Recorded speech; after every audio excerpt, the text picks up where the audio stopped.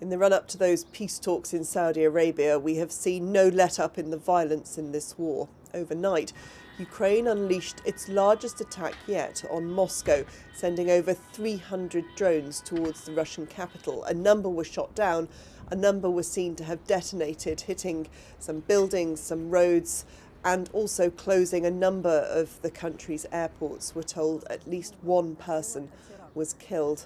Meanwhile, here in Ukraine, there was another attack on the port city of Odessa, which caused significant damage overnight.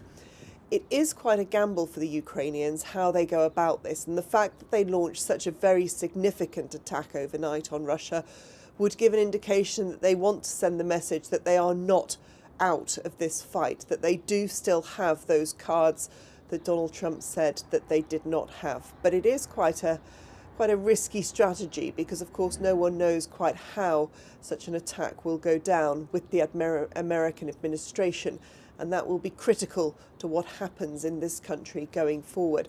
Over the past few days, we've been speaking to people here in Ukraine about how they feel about the talks, how optimistic they are about them. I spoke with Yuri Sak, who's a spokesman for the Ministry of Strategic Industries. That's the department that's involved in the building of drones that have been so crucial to keeping Ukraine in this fight. He told me how the general sense was about the peace talks in Saudi Arabia. Everybody's gearing up for the worst, and which is probably the right mindset to be in right now, because as the ancient Romans have said, if you want peace, prepare for war, right? Civis pacem para bellum. And that's the kind of right mindset for all of us to be in. Ukraine, Europe, and we have to continue to deliver the message to the White House that this is not just about Ukraine. This is not a local conflict somewhere in the remote part of the world which doesn't have any bearing on the US, because it does. Of course, what no one knows is what the Americans at this point are going to ask of Ukraine. Just how many compromises are they going to request or demand, and how willing will Ukraine be to actually admit to those and say, yes, we'll do it. I think the feeling is that they understand that they will have to make certain compromises, but they will not give up on the fight that they've given so much to over so long. This was Mr. Sak's view on where Ukraine's red lines are. We are not going to capitulate. Because if we wanted to capitulate, we would have done it much, much sooner. About, 30 to 50,000 dead soldiers before. And right now, we are in a position where the price has already been paid, and it's not even our president's choice. It's a fault, it's a misleading thought to have that a president of Ukraine has the power to decide whether he will sign a deal or not. No, we're not a tyranny. He's an elected president, and the major factor that must not be underestimated is the Ukrainian people, the families of all those killed soldiers who have given their lives for the safety of our country and for the values of the European continent and the world.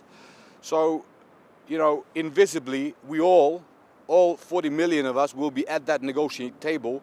Of course, President Zelenskyy was in Saudi Arabia yesterday. He's not directly involved in the talks with the Americans, potentially in part because of those scenes at the Oval Office just 11 or so days ago.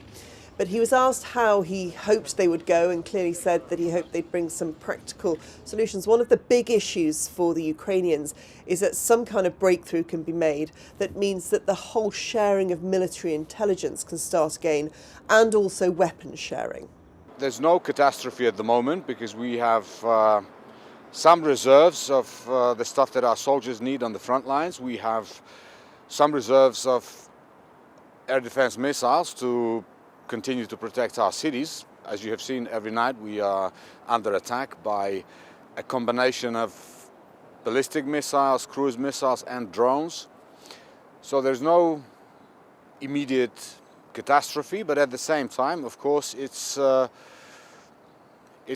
not something we are very happy about. It's a bit nervous because a lot will depend on the intensity of the fighting.